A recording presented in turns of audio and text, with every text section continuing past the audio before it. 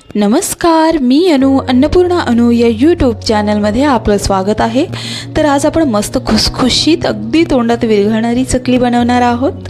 तर पाहू शकता किती छान सुंदर अशी चकली आपली झालेली आहे आणि जेवढी ती दिसायला सुंदर आहे तेवढीच ती अगदी खुसखुशीत अशी अगदी तोंडात विरघळणारी अशीच आहे। आता पाहू शकता हे तांदूळ जे आहेत ते तांदूळ मी पहिल्या प्रथम धुवून घेतलेले आहेत आणि स्वच्छ धुतल्यानंतर मग चाळणीमध्ये काढून ठेवलं एक 15 मिनिटं आणि नंतर सर्व पाणी त्याचं काढल्यानंतर हे मी जवळजवळ 2 दिवस चांगलं कडक उन्हामध्ये सुकवून घेतलेलं आहे हे। तर आता हे तांदूळ आपण चांगलं गॅसवरती भाजून घेऊयात। व्यवस्थित असं अगदी ब्राउनिश कलर येईपर्यंत हे तांदूळ भाजायचं आहे, अगदी बदामी कलर येईपर्यंत। पाहू शकता या पद्धतीने। आता मी हे 1.5 किलो तांदूळ घेतलेले आहेत। तर 1.5 किलो तांदूळ आता मी 2 वेळा भाजून घेतलेले आहेत। चांगलं कढईमध्ये अगदी कडकडीत असं हे तांदूळ करून घेतलेले आहेत। दाताखाली कटकन असं हे खुसखुरून जातं, म्हणजे कटकन असा आवाज येतो। आता पाहू शकता म्हणजे आपण 2 वेळा हे 1.5 किलो तांदूळ चांगलं कढईमध्ये गरम करून घेतलेलं आहे, चांगलं ब्राउनिश करून घेतलेलं आहे। आता आपण ही 1/2 किलो चण्याची डाळ घालायची आहे आणि चण्याची डाळ ही आपण चांगली अशी भाजून घ्यायची आहे कढईमध्ये। आता आपण मुगाचीही डाळ घालत आहोत। तर ही डाळ आहे 200 ग्रॅम मुगाची डाळ घालत आहोत आपण।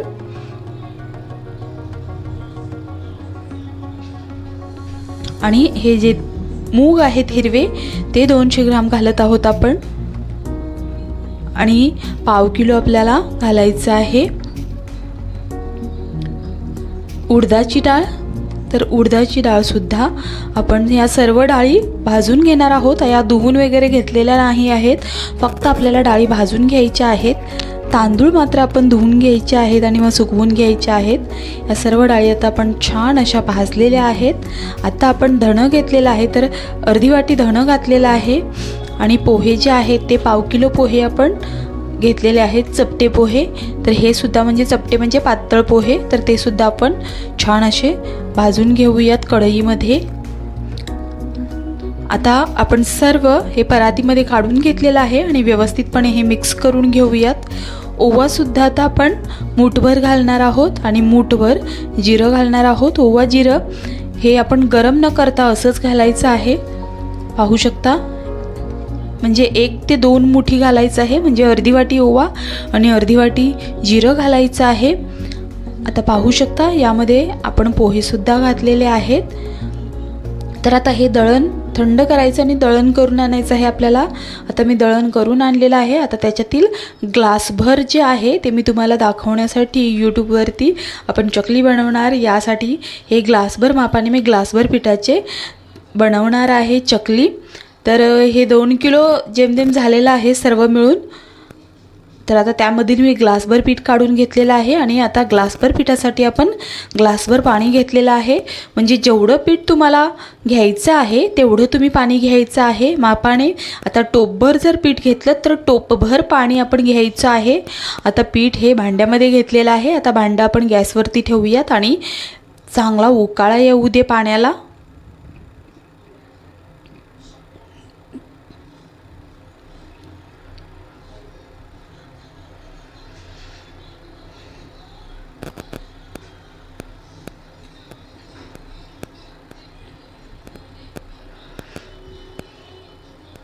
आता पाहू शकता पाण्याला चांगला उकाळा येत आहे। तोपर्यंत आपण 1 टेबलस्पून मी लाल तिखट घालत आहे। हे माझं तिखट जे आहे ते थोडंसं जास्त तिखट आहे, त्यामुळे मी 1 टेबलस्पून घालत आहे।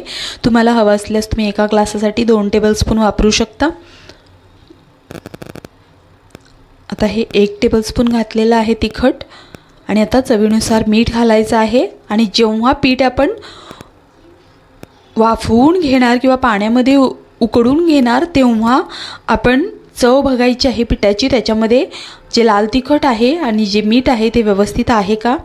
तसंच आपण पिठामध्येच जिरं, ओवा आणि धणं घातलेलं आहे। आता तेल घालायचं आहे आपल्याला अर्धा चमचा तेल घातलेलं आहे.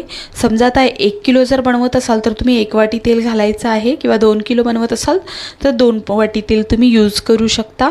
आता पाण्याला चांगला उकाळा आलेला आहे. चांगलं सळसळ सळसळ पाणी उकळू द्यायचं आणि मग आपण हे 1 ग्लास पाण्यामध्ये 1 ग्लास पीठ आपण चांगलं मिक्स करून घ्यायचं आहे. पाहू शकता आता गॅस बंद केलेला आहे आणि पीठ व्यवस्थितपणे हलवून घ्यायचं आहे. आता जर तुम्हाला पातळसर वाटत असेल तर थोड्या वेळाने अगदी घट्टसर होतं.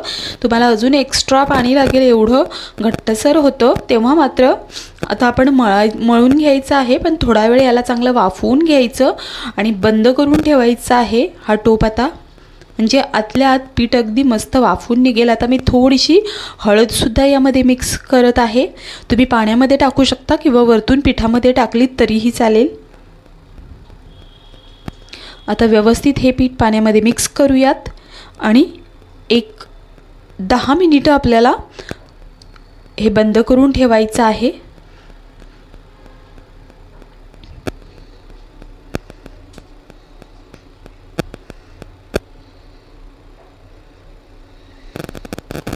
आता आपण हा टोप बंद करून ठेवलेला आहे. 10 मिनिटानंतर पाहू शकता, मी पाहिलं तर छान असं पीठ मऊसर असं होत आहे. तर आता थोडं थोडं पीठ आपल्याला काढून घ्यायचं आहे, आपल्याला हवं असेल तसं एका परातीमध्ये, आणि मग गोळा मळून घ्यायचा आहे. आणि छान गोळा मळल्यानंतर मग आपण साच्यामध्ये भरणार आहोत. तर आता मी यातील थोडंसं पीठ काढून घेतलेलं आहे आणि आता हे छान असं मळून घेऊयात.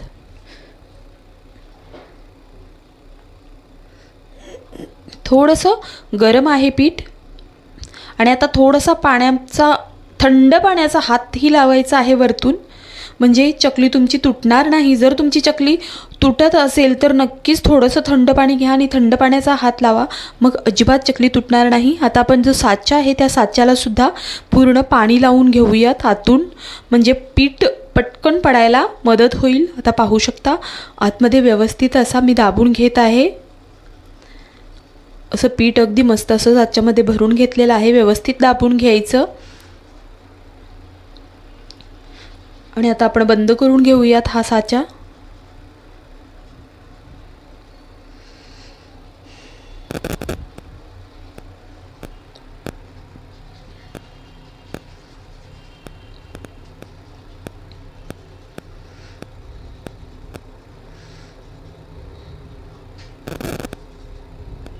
आता आपण एक ताट घ्यायचं आहे. तुम्हाला वाटत असेल तर तुम्ही थोडंसं तेलसुद्धा लावू शकता ताटाला, जर जास्त वेळ तुमची चकली ताटामध्ये राहणार असेल तर. पण शक्यतो पटकन चकली फ्राय केलेली अतिउत्तम. तर आता पाहू शकता मी अशी ही चकली पाडून घेत आहे. तर आता ही मी अशा पद्धतीने का पाडत आहे, तर वरतून आणि खालून जी चकली आहे ना ती पूर्ण अशी बांधली जाईल अशा पद्धतीने आपण गाळल्यानंतर. जर तुमच्या चकल्या अगदी खुसखुशीत होत असतील ना तर या पद्धतीने तुम्ही गाळाल ना तर अजिबात चकली तुटणार नाही. दोन्ही साईडून अगदी व्यवस्थित ती पॅक होईल. पाहू शकता तुम्ही जे दोन्ही साईडचे दांडे आहेत ते त्याला म्हणजे चकलीला बांधून ठेवतील.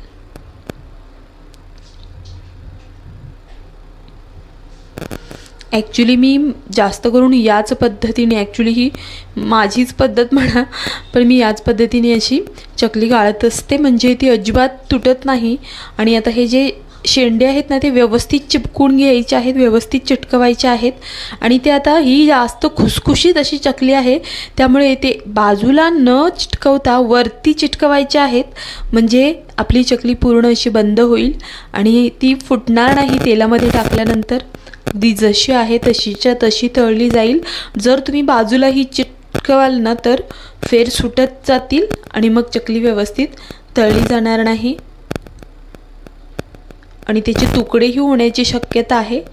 तर आता मी या बाजूने तुम्हाला नीटपणे दाखवते. पाहू शकता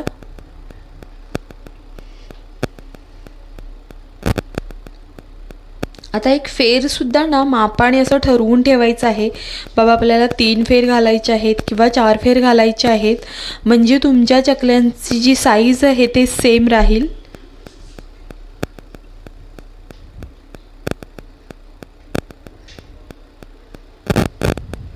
पाहू शकता मस्त अशी आपली ही चकली तयार आहे। तर मी दोन्ही पद्धतीने तुम्हाला दाखवणार आहे। आता पहिल्या प्रथम आपण ही फ्राय करून घेऊयात। कढईमध्ये तेल चांगलं गरम करत ठेवलेलं आहे आणि मस्त असं तेल गरम झाल्यानंतर आपण ही जी चकली आहे ती सोडून घेऊयात।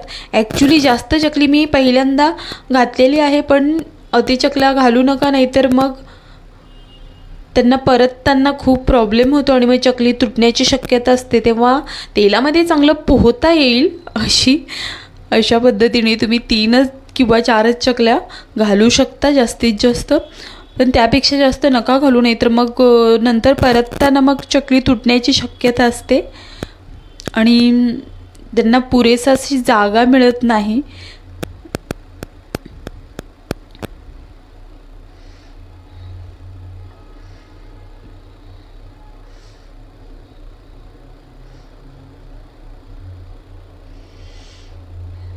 आता पाहू शकता या चकल्या मी बनवलेल्या आहेत, जशा आपण रेग्युलर बनवतो तशा। आता त्याचेसुद्धा मी जे शेंडे आहेत ते वरती चिटकवून घेतलेले आहेत, कारण या अगदी खुसखुशीत चकल्या आहेत आणि त्यामुळे ते पदर सुटण्याची शक्यता असते। आता पाहू शकता अशा पद्धतीनेही मी बरोबर 4 असे फेर घालून घेतलेले आहेत आणि वरती चिटकवलेलं आहे।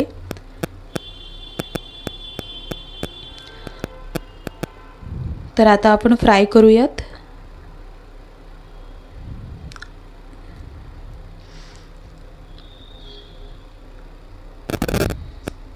आता मी हाताने सोडत आहे, कारण मला ती सवय आहे। तुम्ही तशी धाडस करू नका ॲक्च्युली, नाहीतर मग उगीचच हातावरती तेल वगैरे उडण्याची शक्यता असते। त्यामुळे उलत्याच्या सहाय्याने किंवा तुमची जी झारा आहे त्या झाऱ्याच्या सहाय्यानेच तुम्ही चकली आतमध्ये सोडलीत प्लेटवरची घेऊन, किंवा बशी घेतली आणि बशीमध्ये चकली गाळून जर बशीने हळूच सोडली तरीही चालेल। आता पाहू शकता अशा पद्धतीने मी आता 3च चकल्या घातलेल्या आहेत, कारण मग ते उलटपलट करायला खूपच वेळ लागतो आणि चकली ही तुटण्याची शक्यता असते, म्हणून इझिली आपल्याला पाहू शकता आता हे चकल्यांना छान अशी जागा मिळते आणि किती सुंदर झालेली आहे आपली चकली पाहू शकता तुम्ही। आणि पाहू शकता किती छान अशी मस्त आणि चविष्ट तर आहेच, पण क्रिस्पी कुसकुशीत अगदी सर्वजण तुटून पडतील या चकलीवरती, इतकी टेस्टी झालेली आहे आपली ही चकली। आणि या पद्धतीने तुम्ही नक्की ट्राय करून बघा। आणि जर तुम्हाला माझी रेसिपी आवडली असेल तर लाईक करा, शेअर करा, सबस्क्राईब करा आणि थँक्यू माझा व्हिडिओ पाहिल्याबद्दल। जय हिंद।